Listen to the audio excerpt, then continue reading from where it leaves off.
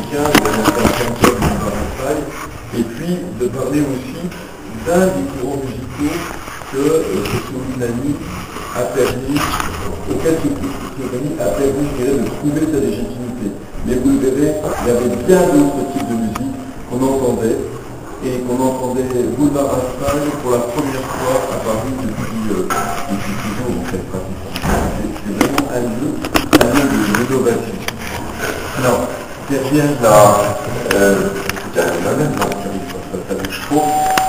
derrière cette première trinité, j'en calme une seconde, cet homme évidemment n'était pas tout seul, il a fédéré un collectif plutôt informel.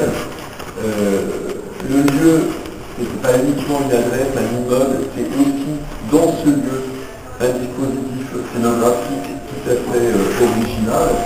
Et puis, je disais, il y avait un courant musical qui s'est particulièrement légitimé pour Italie, mais globalement, c'est surtout le lieu, le moment d'une ouverture esthétique, là encore, au sens précédent, une ouverture musicale qui a brisé le carcan des catégories qui, en France, est si contraignant, si étouffant dans la structuration du goût musical.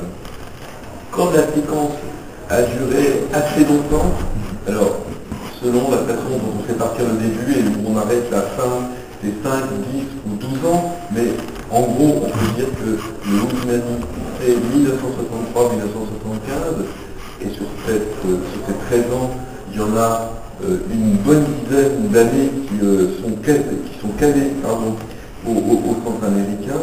Donc ces 5, 10 ou 12 ans ont amené ou suscité en France une révolution esthétique. Cette révolution esthétique, c'est le folk, c'est-à-dire à la fois un son, un genre, mais aussi, et peut-être surtout, une autre écoute, une autre approche, une autre vision de la musique populaire et de la place de la musique dans la vie sociale. Donc moi, je me ramène avec mes gros salons historiens, si vous pouvez passer donc, aux deux diapos suivantes, avec mes gros salons d'historiens qui, comme tout chercheur, s'appuient sur des sources. Alors, la première de mes sources, c'est l'autobiographie de Parquet, puisque le sous-titre c'est mes 25 prochaines années. Là, il parle surtout de toutes les années qui ont précédé le moment où ce livre est paru. Donc c'est un livre que je recommande à celles et ceux qui n'ont pas encore eu la chance de le découvrir, parce que c'est très agréable à lire, et ensuite il est bourré d'informations. Et ce que je peux dire, parce qu'évidemment le travail d'un historien, c'est toujours de confronter un récit qui est forcément un peu auto-justificatif à d'autres documents qui peuvent éventuellement le mettre en contradiction. Eh bien, je dois dire que les autres documents auxquels j'ai eu accès, et les témoignages surtout que j'ai pu rassembler, corroborent pour l'essentiel le récit de Lionel. Donc, derrière sa verve, derrière sa gouaille, derrière des expressions dont on ne sait pas trop des fois si c'est comme on dit du lard ou du cochon, eh bien, il y a un récit solide, donc c'est une source de très très grande qualité. Donc, comme je vous le disais, j'ai questionné des personnes dont certaines m'étaient connues de longue date, d'autres dont j'ai fait la connaissance lors de mon enquête, et c'était toujours très très agréable. Et ça m'a donc permis de réunir les éléments d'un récit dont c'est à vous de me dire si permet de restituer de façon un peu cohérente ce qu'on va évoquer. En toute hypothèse, et c'est aussi pour ça que j'ai demandé à des amis musiciens qui avaient participé à l'aventure du Mousse d'être présents et d'intervenir dans une seconde partie de notre soirée pour faire de la musique, pour raconter un petit peu aussi leur Houdinani à eux, mais je dirais aussi pour le cas échéant, me contredire, me couper la parole, et je vous invite aussi les uns et les autres à intervenir. C'est pas du tout un cours magistral que j'ai conçu, et donc s'il y a des choses qui ne sont pas claires, ou s'il y a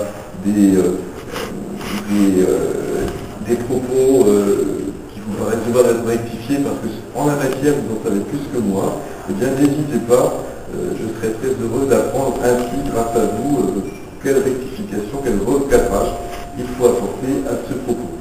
Alors, ce que je vais vous proposer, c'est un récit factuel non linéaire. Autrement dit, je partirai d'éléments précisément situés, datés, localisés, mais en faisant assez régulièrement des retours en arrière, surtout au début, pour contextualiser.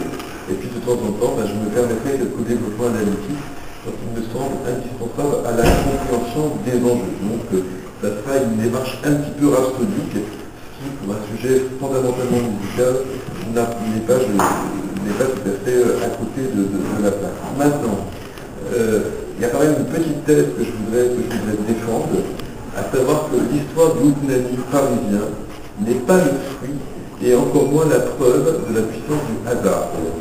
La contingence a eu sa part, non mineure, mais je suis personnellement convaincu que les conditions étaient réunies pour que cette histoire se déroule ici, je veux dire à Paris, donc pas bien loin, et à ce moment, c'est-à-dire ces prodigieuses années 60, où les baby boomers sont arrivés à l'âge adulte, et entre autres choses, on fait 68. Alors, on commence avec la diapo suivante, une fois qu'on aura terrassé le père Larsen. Merci Olivier. Donc, un début possible à cette histoire, sans doute entre le printemps et l'automne 63, se situe, alors non pas boulevard Raspail ou le centre américain, mais quai de la Tournelle, lieu, comme il le raconte dans cette autobiographie, où Lionel Rochman rencontre un couple d'Américains, Jimmy McCreary et Stanley Darlington. Donc la photo, elle n'a pas été prise quai de la Tournelle, elle a été prise, je crois, près de la poste de la ville d'Italie, avenue d'Italie, qui était la bête de Lionel à l'époque, donc de ces années 60. Les trois protagonistes de cette rencontre, on peut supposer que Lionel est celui qui prend la photo, mais il est donc quelque part virtuellement présent. Donc les trois protagonistes de cette rencontre ont bien sûr chacun une vie antérieure, une préhistoire, qui les conduit sur ce site, alors pas l'avenue d'Italie, mais le quai de la Tournelle, d'un Paris carte postale qui fait un peu penser à celui que Woody Allen aimera filmer quelques décennies plus tard. À ce moment, donc, disons au milieu de l'année 1963, le centre américain compte lui-même au moins 3 décennies d'existence, et le Hougnani comme style de, c'est pas un concert, disons de réunion musicale, guère moins, mais de l'autre côté de l'Atlantique. Alors, c'est quoi le Hougnani? Qu'est-ce que ça veut dire? D'abord, c'est le hurlement de la nourrice, le cri de la nourrice.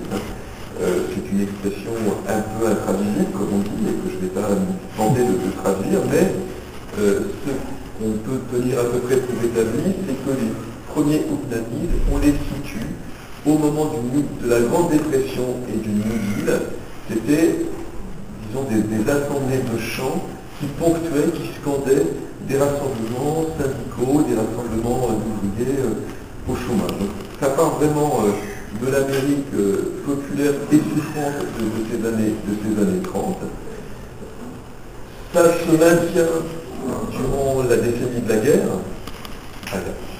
Et puis ça se perpétue dans les années 50, qui sont celles du début du mouvement folk song et protest song aux États-Unis, avec un arrimage dans un lieu mythique qui est le Greenwich Village de New York. Alors, certains d'entre vous ont peut-être vu ce très beau film des frères Cohen qui s'appelle Israël et l'île d'Élite. Eh bien, c'est tout à fait l'ambiance de ces islamistes de Greenwich Village. Et c'est un peu ça que donc, nos deux jeunes à guitare, de passage en France, ils ont traversé l'Atlantique, ils vont aller un peu partout en Europe. Après Paris, ils iront à Londres. Disons que pendant leur mois ou leur petite année parisienne, ils trouvent très rapidement le chemin du centre américain, de l'American Center, parce que je crois qu'à l'époque, ça reste encore un lieu très américain et très peu franco-américain. Et donc, c'est eux qui lancent les premières séances parisienne, française, Houston. Alors, quelques petits éléments maintenant sur le centre américain. Donc je disais tout à l'heure, il existe, oula, ouais, bon, la défaut a un peu succombé sur mon écran, c'est beaucoup mieux. Alors vous allez prendre sur parole, s'il vous plaît. Donc, pour les Parisiens qui ont connu Boulevard Raspail jusque dans les années 90, donc ce bâtiment du centre américain se dressait en fait depuis le début des années 30. Il est donc un peu postérieur à la fondation du centre, mais de pas c'était un monument architecturalement très intéressant, dont l'auteur, dont le maître d'œuvre, était un architecte américain, mais qui était très implanté en France, puisque entre autres faits d'armes, il avait participé à la reconstruction de la cathédrale de Reims. Donc un amoureux de la France et de son patrimoine monumental. Alors le bâtiment, ce que la photo ne fait vraiment pas de deviner, c'est une architecture, je dirais, néoclassique, mais telle qu'on la conçoit de l'autre côté de l'Atlantique, avec un très beau grès, donc c'était vraiment une belle bâtisse. Mais c'est pas tout, sur un terrain tout à fait intéressant. Alors aujourd'hui, si on peut passer à la suivante, et à la fin, c'est un tout petit peu moins mauvais que la précédente diapo. À la place, vous avez la fondation Cartier, pour les constructions de gens nouvelles à Paris.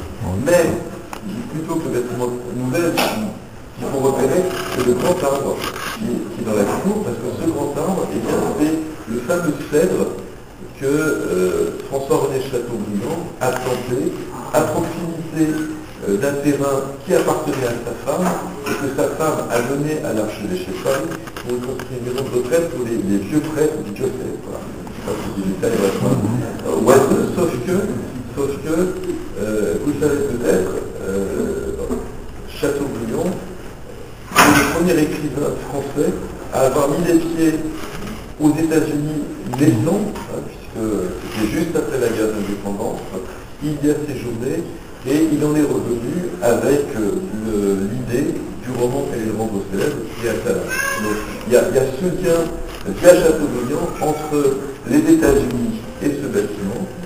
Par ailleurs, et là ça nous amène un petit peu plus dans la périphérie de notre sujet, dans les années 30, le centre américain a hébergé des cours de danse traditionnelle qui était donné par une figure extrêmement importante de ce qu'on peut appeler la préhistoire du folk en France. Donc les cours donnés par Alice Pledge, qui a été une personnalité très très importante dans un pré-revival des musiques et surtout des danses traditionnelles. Et au passage, la personne qui est anglaise, elle n'est pas américaine, mais c'est une anglaise de Paris, puisqu'elle y a vécu à partir du milieu des années 20 jusqu'à sa mort à la fin des années 40. Et Maud Alice Pledge, c'est celle qui a formé Hélène et Jean-Michel Guichert à la danse. Donc c'est intéressant de voir qu'il y a une sorte de prédestination du lieu pour les musiques populaires.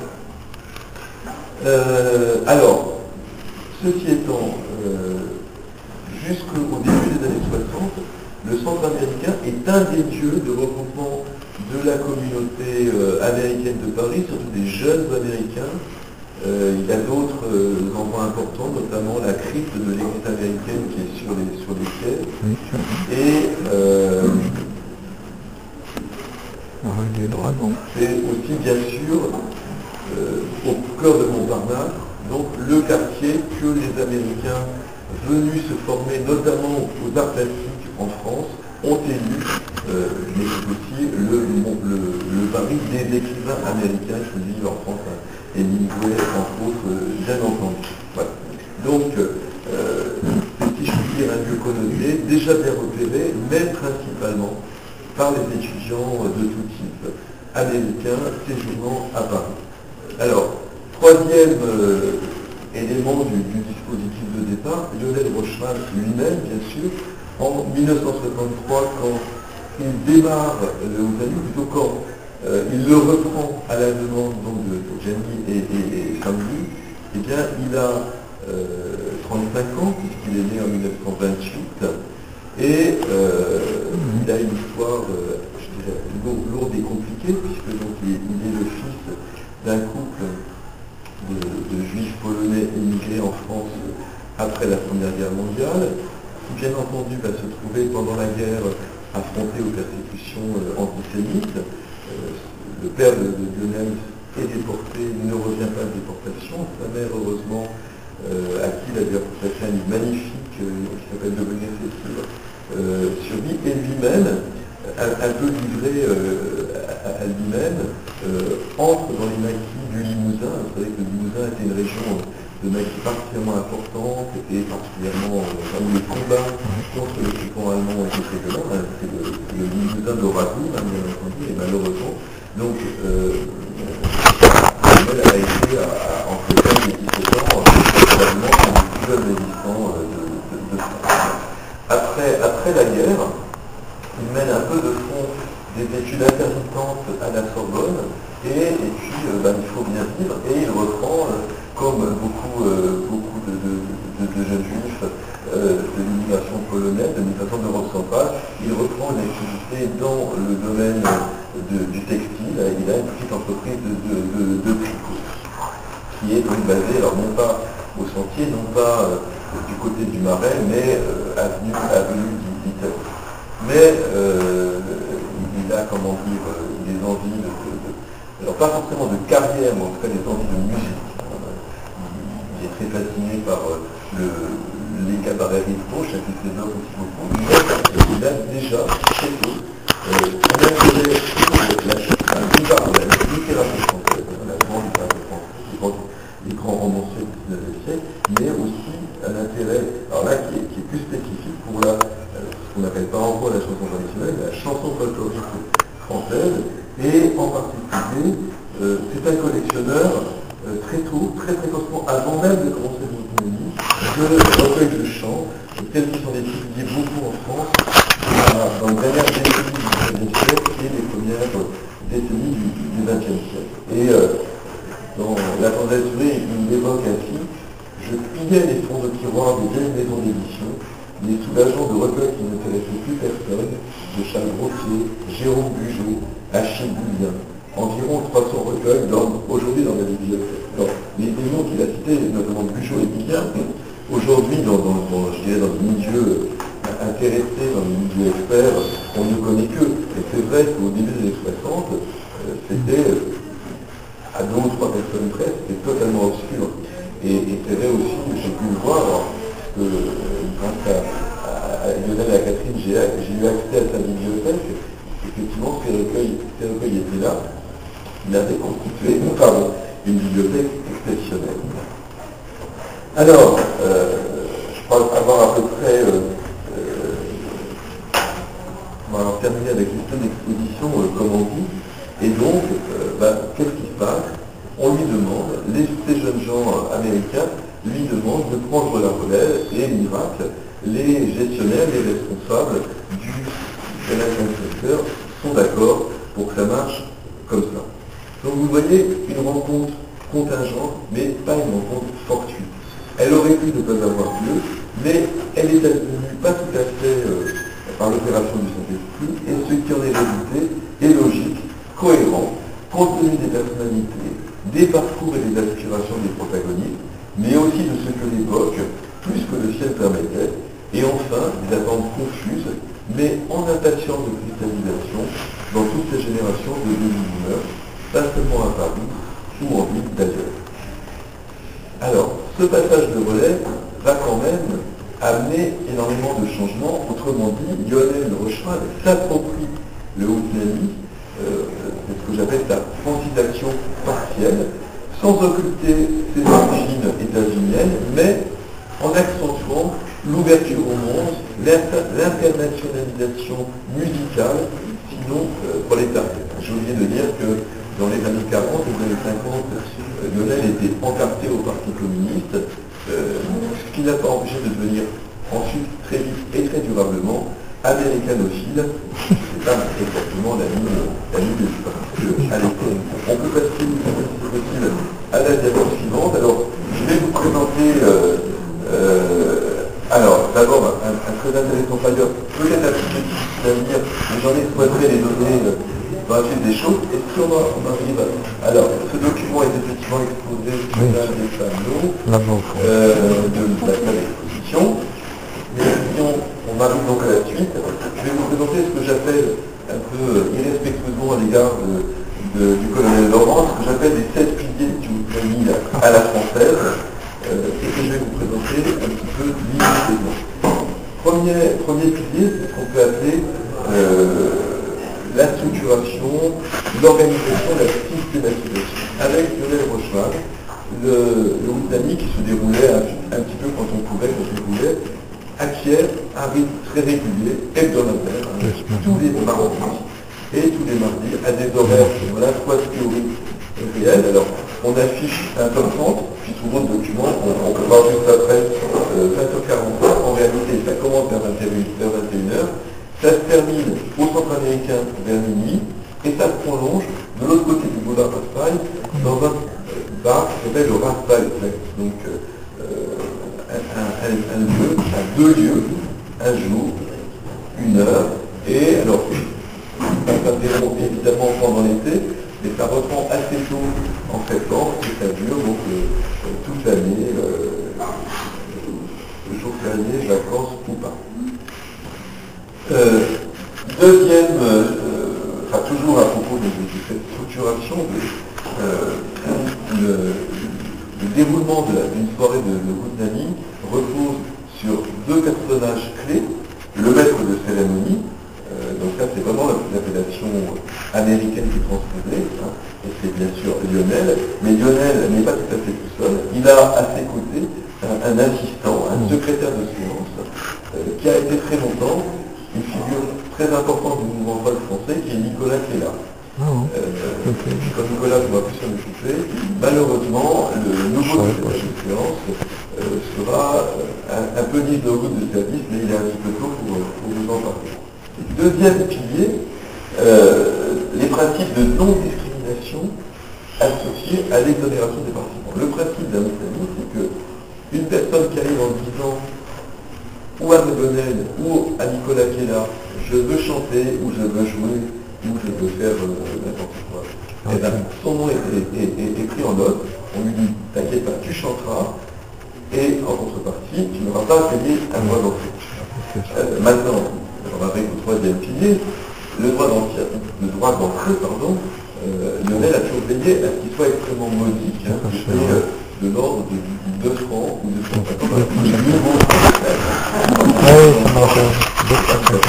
mais déjà à l'époque, le cinéma c'était plus cher. Donc c'était moins cher d'assister au Oudnani que d'aller au cinéma, et en plus, si on disait qu'on allait chanter ou jouer, évidemment après qu'il y avait des paroles, eh bien c'était gratuit. Quatrième pilier, et peut-être le plus important, c'est l'abolition de la frontière entre la salle et la scène.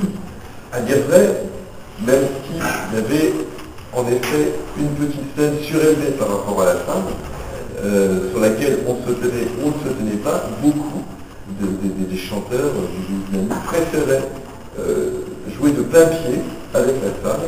C'est en tout cas ce que montrent beaucoup de photos. Mais au-delà, je dirais, de cette disposition physique ou altimétrique, ce qui compte surtout, c'est que on affiche le fait qu'on peut alternativement être spectateur, observateur et intervenant, et performant. Voilà. Il y a donc pas comme généralement dans un spectacle, le théâtre, même le cabaret, évidemment, quand Barbara chante, elle vient de la coulisse et elle y retourne après.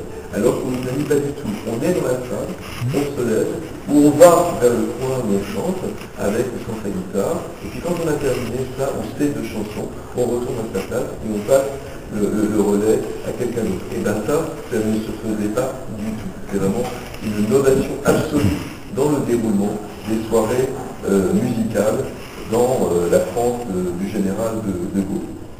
Alors on peut peut-être voir rapidement la diapo suivante, et puis après je terminerai de présenter les piliers. Donc là, bon, c'est intéressant parce que ça résume un petit peu ce que je viens de vous dire. Le spectacle de chansons est entièrement improvisé, chaque fois différent. Tous les artistes originaires de tous les pays, librement admis à se produire, et donc avec les horaires qui sont.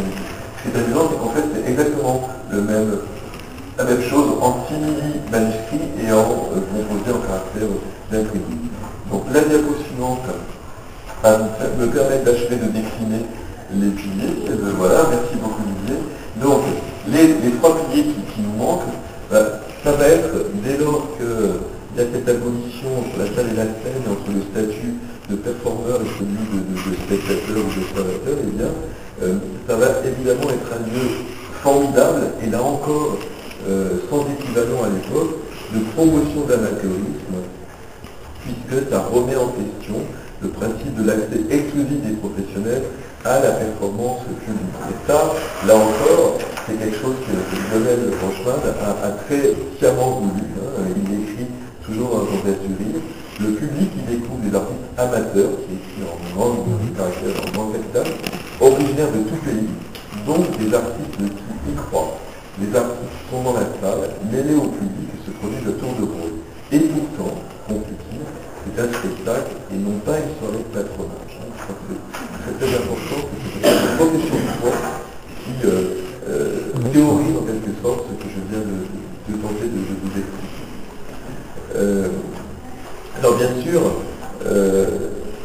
les non-professionnels qui se produisent, très majoritairement, ce sont des non-professionnels, très majoritairement, ils le resteront, mais pour une petite minorité, et ce sont ceux dont vous trouvez les noms sur ce mur de noms, qui sont de très belles idées d'exposition, donc c'est pour quelques-uns, donc une minorité, le Haut-Italie a été aussi une rente vers la professionnalisation, et celles et ceux dont on se souvient sont les personnes qui ont débuté amateurs aux États-Unis centra-américains, mais qui ont généralement et assez vite pris la voie de la professionnalisation. Donc là, on va faire un petit tour, alors pas un comparaison, mais une sorte de sélection très partiale, mais bon, chacun fait, voilà, donc là, il y a une série de photos. Donc, premier groupe, si je puis dire, vous avez les États-Unis, donc Roger, il y a quelques années, à gauche. Alors tout en bas, tout en noir, c'est Joël Cohen, le fondateur de la Boston Camerata, un ensemble de musique ancienne, médiévale, mais aussi de musique américaine. Et puis en haut, alors vous avez au premier plan une sorte d'alter ego de Roger Letton qui est Steve Waring. Nous avons certainement entendu les disques de style. Et juste derrière lui, avec le collier blanc, alors c'est pas un américain, c'est un breton, c'est Terence Steven, qui a chanté beaucoup, alors qui a chanté, vous voyez, alors la photo est mieux restituée. Vous gagnez sa harpe, qui ne joue pas ce soir-là, bon, on est capable de prendre la jeu, mais Alan Steven fait partie, là encore, des personnes qui ont démarré en quelque sorte leur carrière au centre américain. La diapo suivante, donc, va verser à une autre famille, alors toujours au Amérique du Nord, les Québécois. Donc Francine Ries, la première épouse d'Hubert, et puis en bas, le reconnaîtriez-vous, c'est Félix Leclerc. Il était venu. Il est à côté de l'écran, on le voit. Celle qui nous montre dans ces années 60, quand il est venu chanter Boulevard. Après, on vient en France, alors vous, bien entendu, des chanteurs à tête, des chanteurs nouveaux, avec le français Claude Lemel, qui a été surtout connu comme parolier, c'était notamment le parolier de Joe Dassin. Par ailleurs, après, il est devenu président de la SACEM, et puis à droite, mais la photo ne lui rend pas justice, la chanteuse d'origine allemande Marenberg, avec qui Lionel a beaucoup chanté au Italie, mais aussi dans d'autres contextes. On continue ce petit panthéon. Donc, J'ai ça de mal pour se reconnaître qui est à droite. Et le monsieur que vous voyez en bas, c'est Yves Paché, l'un des frères de ce groupe de danseurs, chanteurs, conteurs et animateurs musicaux qui a été à l'origine de ce grand mouvement en Poitou-Charentes qui s'appelle l'Union Poitou-Charentes pour la culture populaire, l'UPCP, et qui ont vraiment porté une autre vision du folklore, une vision tout à fait de gauche. Alors Yves, lui, qui était donc le frère cadet d'André Paché, de l'UPCP, s'est rendu célèbre parce qu'il jouait d'un instrument très particulier qui était la feuille de lièvre. Ah oui. Dans les années 60, il était vraiment très lancé à Paris par toutes les interprétations à la feuille de lièvre. Je ne sais pas si je voulais le mettre, mais non, c'est pas je n'ai pas trouvé la photo de lièvre avec une feuille de lièvre. Ah, mais on ne la voit pas. Mais voilà. Ça se voit pas. On avance et on en arrive à des personnages importants, puisque c'est Catherine Perrier ici présente et John Wright, son très regretté mari. La photo doit être un peu postérieure. Je ne sais pas si tu la situes, Catherine. 75, D'accord. de la veillée des veillées à Montréal. D'accord, mais là, ils ont entendu ça finalement après la fin du août, parce que c'est la dernière année du août parisien, et la photo d'après, alors c'est une diapo sans incroyable. Donc croyez-moi sur parole, jeune, joue du violon, très bien, et à droite, c'est la couverture des disques Gambard. Sur la Gambard. Que j'ai.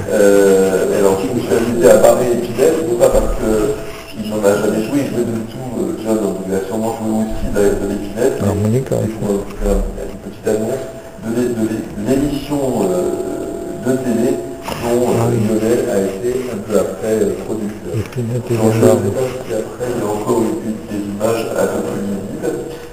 Oui, alors on y reviendra tout à l'heure. Donc, je n'ai pas tout à fait terminé la déclinaison des piliers. Ce que je voulais dire pour en terminer avec cette idée de promotion d'amateurisme, c'est que Outnami a été aussi ce qu'on pourrait appeler une sorte d'école d'application pour des autodidactes rétifs aux modalités académiques d'apprentissage de la musique, comme ce qu'on peut appeler l'impératif de la raison graphique. On a dit que c'est à partir de ce moment-là qu'on s'est révolté contre l'obligation de lire la musique.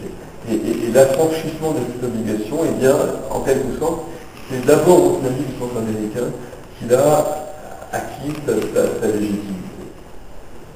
Je passe au sixième pilier, qui est, mais je pense que vous l'avez déjà un peu perçu, qui est l'éclectisme stylistique. C'était vraiment un endroit où on pouvait entendre les musiques de tous les continents, de tous les pays, Afrique, Asie, Amérique latine aussi, bien sûr.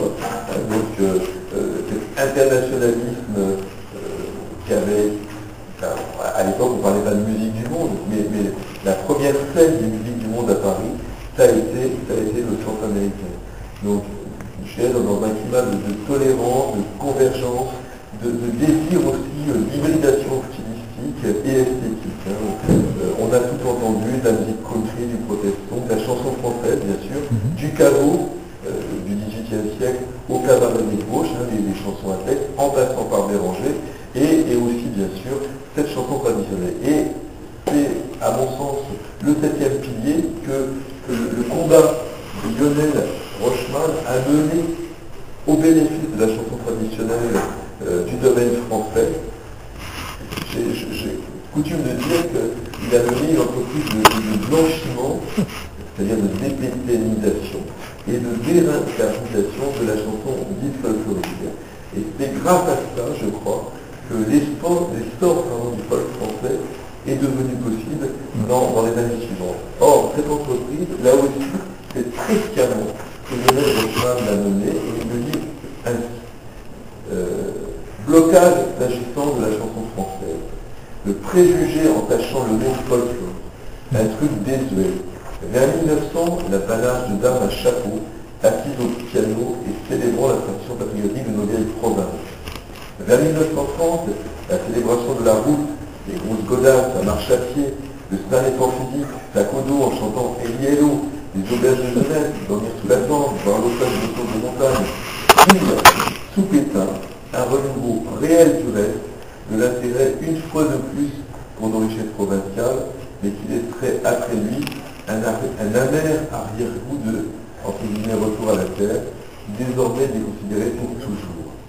Le folklore est décidément semblable à la langue des autres, et prenons La Fontaine et les autres au mot, L'honneur de s'attacher à montrer que ça n'est pas seulement ces représentations dépréciatives, et qu'il peut y avoir encore aujourd'hui, dans les années 60 ou 70, une place pour un revival de la musique traditionnelle, de la chanson traditionnelle du domaine français. C'est effectivement ce qui va se produire. Voilà. Tous ces piliers très rapidement mis en place par Lionel en 65, je dirais, ça marche. C'est-à-dire que de semaine en semaine, la salle, c'est pas gigantesque, la salle du champ américain, ça avait une chose peut-être de 300 personnes, mais c'est loin un petit peu, hein, c'est pas le navire. Encore moins le génie, mais enfin bon, remplir toutes les semaines, pendant 3 heures, une jauge de 300 places, c'était pas si mal, et en 66-67, on y arrivait. Et ce succès qui remporte la notoriété du lieu, qui retentit très favorablement, bien sûr, sur le centre lui-même, amène très logiquement Lionel à se dire, il faut que je diversifie mon offre, en quelque sorte. Il faut qu'à côté de la soirée du mardi, le public, les habitués, les fidèles, les mordus, puissent trouver autre chose. Alors, il tente diverses actions, et il commence, en fait, son côté un peu didactique, qui est assez touchant chez lui, le fait qu'il écumait les boutiques pour acheter des brochures de chansons et après les distribuer ou en tout cas essayer d'y accéder tous les jeunes folkeux qu'on ne disait pas encore que ça intéressait. Et moi j'ai le témoignage de Jean-François Duterre avec qui Jean-Loup a si longtemps fait de la belle musique et Jean-François me disait mais tu te rends pas compte, on allait voir Lionel et il nous prêtait ses partitions, ses recueils, c'était formidable, il était le seul à le faire. Donc voilà, un peu dans le même esprit, ce que fait Lionel, il propose donc des conférences sur l'histoire de la chanson populaire en France. Et là, il fait un guide. Il analyse avec le recul très tranquillement, ça donne ceci. J'avais eu une velléité d'organiser à l'American Center, en marge de l'autonomie, une série de conférences sur la chanson ancienne. Faute d'expérience, l'aventure tourne à court. Mieux valait m'instruire que tenter d'instruire autrui du peu de l'air utilisé dans le musique. Mais il ne renonce pas tout à fait à enseigner, et en fait,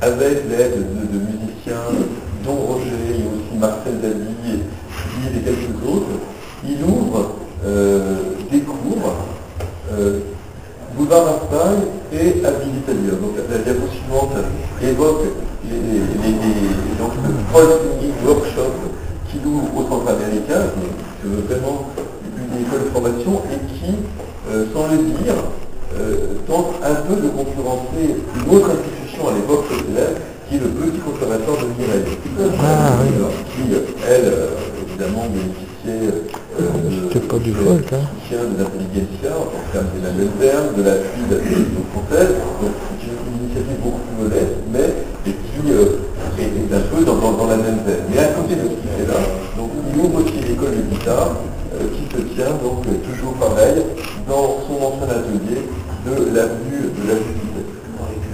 Troisième type de diversification, il crée ce qu'on appelle le Groove Club, qui réunit donc quelques piliers physiques, humains du Moudani, avec qui il fait des tournées, d'abord dans le réseau des MJC, c'est partout en France, donc il y a Steve, il y a Roger Besson, il y a souvent Alain Stivol, quelques autres, et avec cette petite bande, il monte en 68, une année où il se passe d'autres choses, il monte parce que c'est le bicentenaire de la naissance de Chateaubriand, on y revient, il monte donc un spectacle chanté à partir partir autour de la psychologie familiale et autour du goût que ça discute la richesse dans ses écrits pour la chanson populaire. Donc la première a lieu au centre américain, le spectacle est redonné à Combourg, à Saint-Malo, et puis il y a toute une tournée qui se déroule en France. Au passage, le spectacle a été filmé par le réalisateur de l'ORTF, et ça peut être assez intéressant de le visionner. Il y a par ailleurs un disque qui garde également la trace de ce chanson pour Chateaubriand. On y prend goût, et l'étape suivante, c'est la médiatisation, avec une sorte de chercheur qui est monté avec José Arthur, qui au même moment lance son fameux Pop Club, que vous avez sûrement entendu de temps en temps. Et bien au Pop Club, dans les premières années, José Arthur fait venir, pour les interviewer, des personnes qui sont passées au Nani la veille ou qui y passeront le lendemain.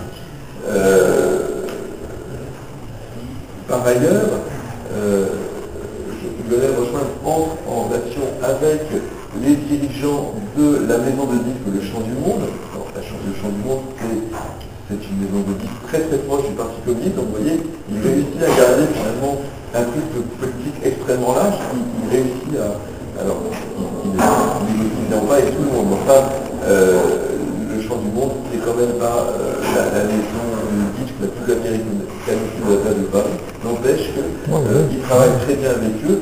Et c'est un peu par son intermédiaire, je crois, que les folkeux dans les années 70 pourront trouver la possibilité de faire des disques au chant du monde.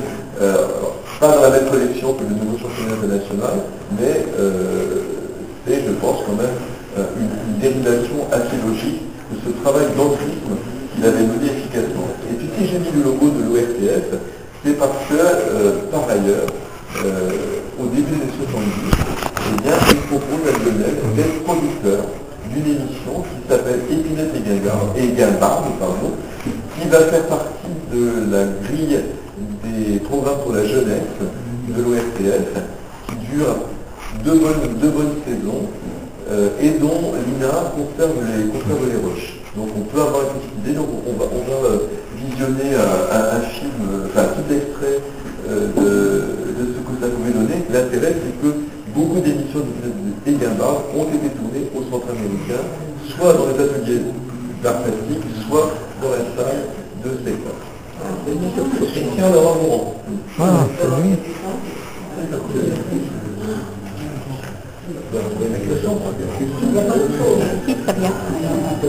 Il arrive.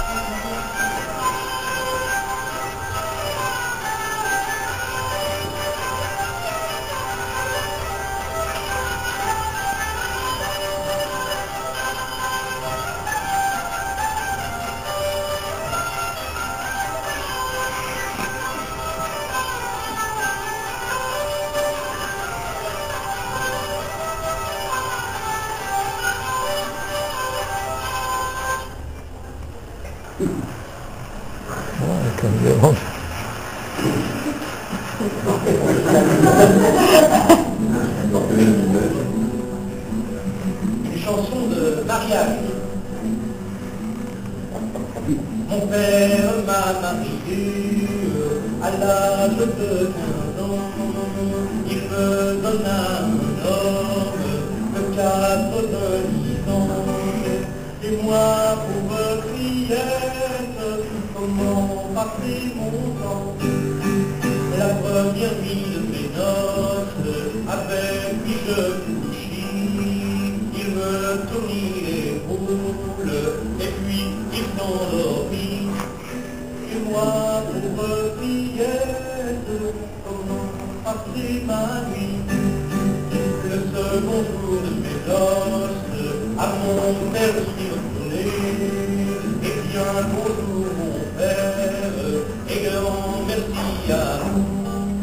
m'a pardonné un homme qui me fait rien. En patience de ma fille, c'est un riche marchand. Il a une maladie, peut-être il en mourra. Il usera l'héritière de tout ce qu'il aura. Au diable la richesse, dans le plaisir n'y est pas. J'aimerais mieux un homme à mon entendement que d'avoir un homme avec tout son argent.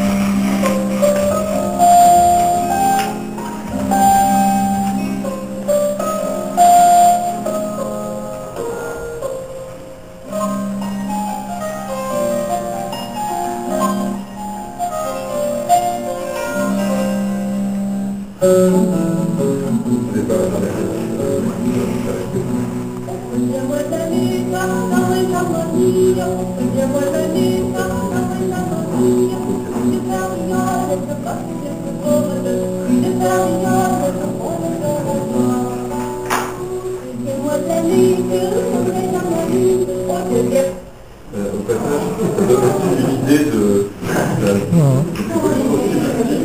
on n'est pas vraiment dans le temps, dans les années 60, un démarrage intéressant. Alors, rassurez-vous, je ne vais pas vous embêter encore très longtemps. Il y a bien les dernières choses que je voulais dire pour évoquer donc, cette période d'épanouissement du vie après donc, la légalisation. Et ça, c'est sans doute moins attendu, c'est le souci de marquer un lien avec la recherche musicologique et ethnologique. Et cela, c'est très sensible chez Lionel lui-même et chez certains de ses compères, et notamment Roger Mason et John Wright. Alors, Lionel, en fait, reprend dans les années 60 des études de musicologie à la Sorbonne, sous l'autorité du personnage que vous voyez en haut à gauche, qui est Jacques Chaillet, donc un peu la sommité à l'époque de l'histoire de la musique en France. Je ne sais pas, c'est une question que je n'ai malheureusement pas pu lui poser, je ne sais pas s'il savait que pendant la guerre, Jacques Chaillet, qui était le secrétaire général du Conservatoire national supérieur de musique de Paris, est l'homme qui a mis en application la législation anti-juive de Vichy environ les étudiants juifs. Mais bon, on pas forcément ses interlocuteurs. Donc je disais, Lionel retourne à la Sorbonne dans les années 70 et certains nombre de ses acolytes du Moutnani, et en particulier Roger et John, travaillent l'un principalement au musée des arts et traditions populaires, c'est Roger qui travaille aux côtés de Claudie Marcel Dubois et de Maggie Andral, notamment autour de leurs enquêtes croisées sur la musique cajun.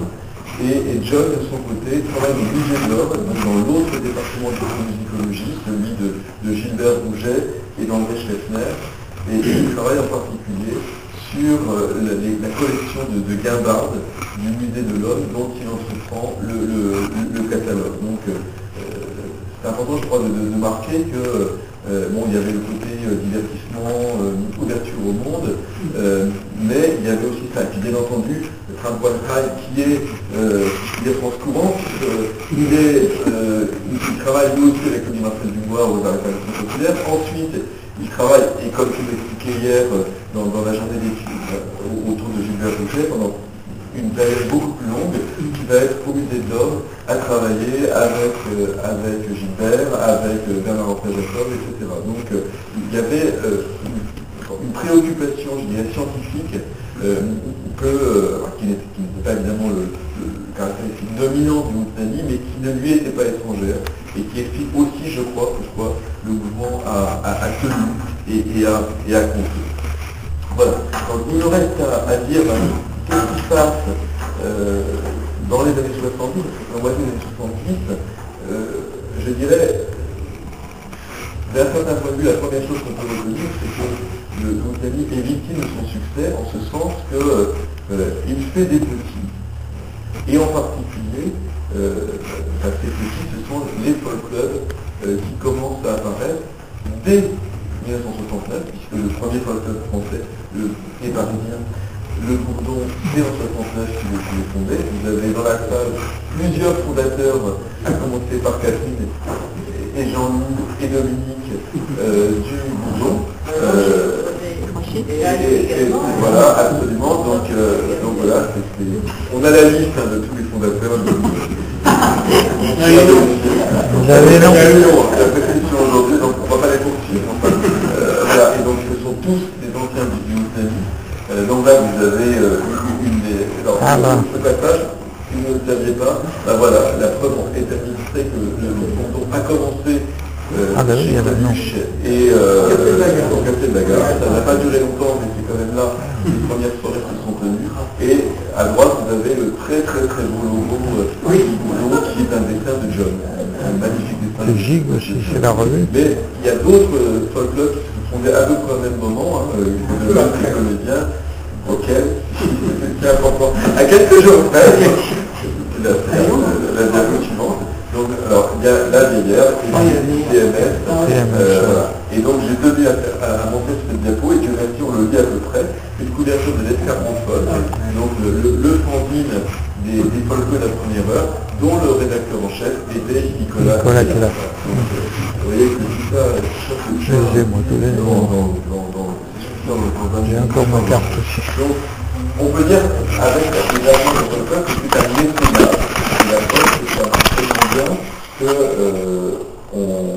qu'on part et qu'on reprend dans ces folklores la formule de la scène ouverte. Parce qu'un Moutnani, c'est rien de ça, mais disons que c'est fondamentalement une scène ouverte, ce qu'on va retrouver dans les folklores, avec néanmoins un petit aménagement consistant à prévoir une séquence, ce que j'ai connu quand j'ai fréquenté le Bourdon un peu plus tard. Donc il y avait généralement une première partie qui était effectivement tout à fait scène ouverte, et ensuite une deuxième partie de soirée où c'était un invité, un groupe souvent, qui se produisait pendant, formule disons plus concertative, pendant une petite heure. Donc ça c'est une sorte de décalage par rapport à la formule, mais quand même on voit bien ce que ces folklores ont emprunté au Moutnani.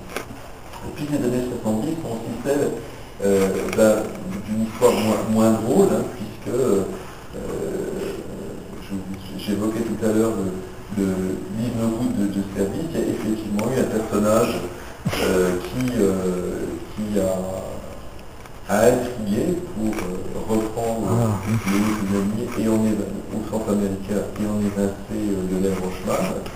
Alors, Lionel s'en est remis puisque grâce au contact qu'il avait dans le milieu, il est parvenu à s'entendre avec les deux directeurs de l'Olympia, Jean-Michel Boris, le gendre, je crois, de Bruno Cocatrix.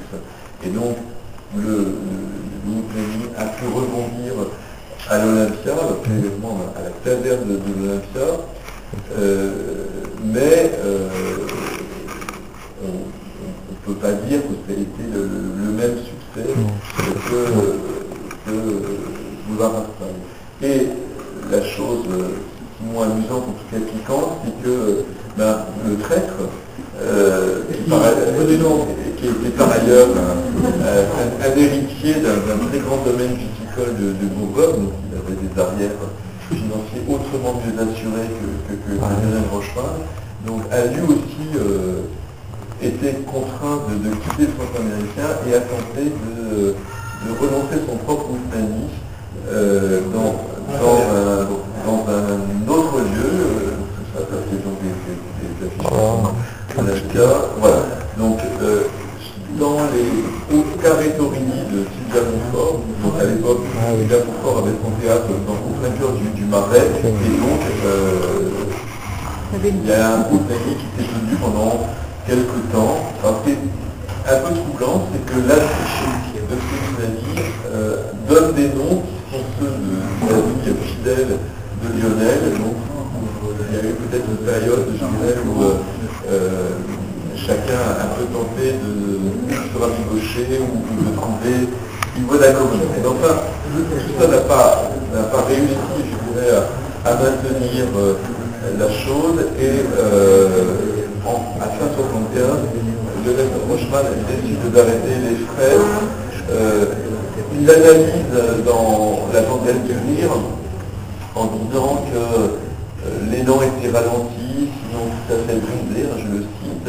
Et alors curieusement, il met la désaffection relative du public sur le compte du rock. Moi je trouve ça un petit peu étonnant parce que le rock même dans sa version c'est bien antérieur, même en France,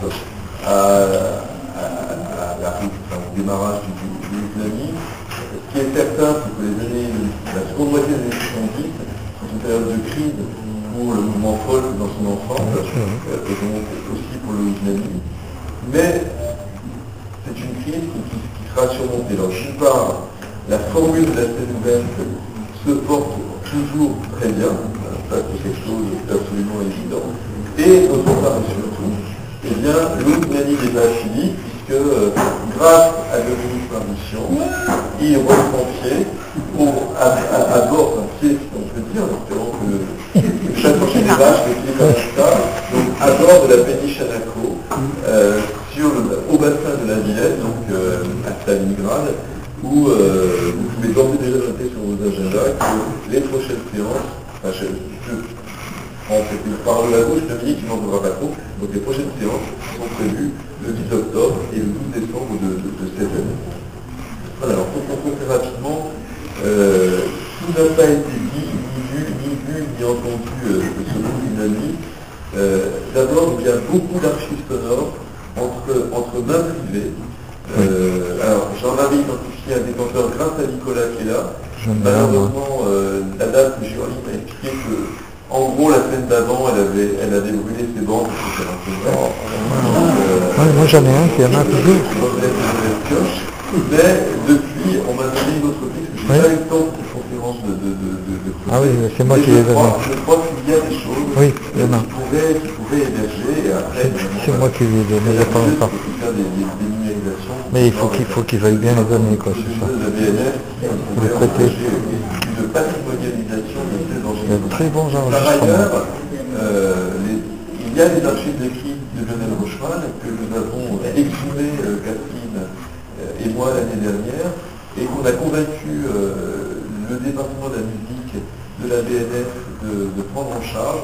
Donc il y a là, j'ai pu en voir en préparant leur prise en charge par les gens de la BNF, il y a là des documents très détaillés sur la gestion du centre américain, donc dès que ce sera visible, moi je vais y retourner et probablement après je jetterai mon article au panier, j'en ferai un autre qui sera beaucoup plus sérieux. Voilà. Donc, il me restait à vous remercier de votre patience, de votre écoute et vous dire qu'on va passer à la musique.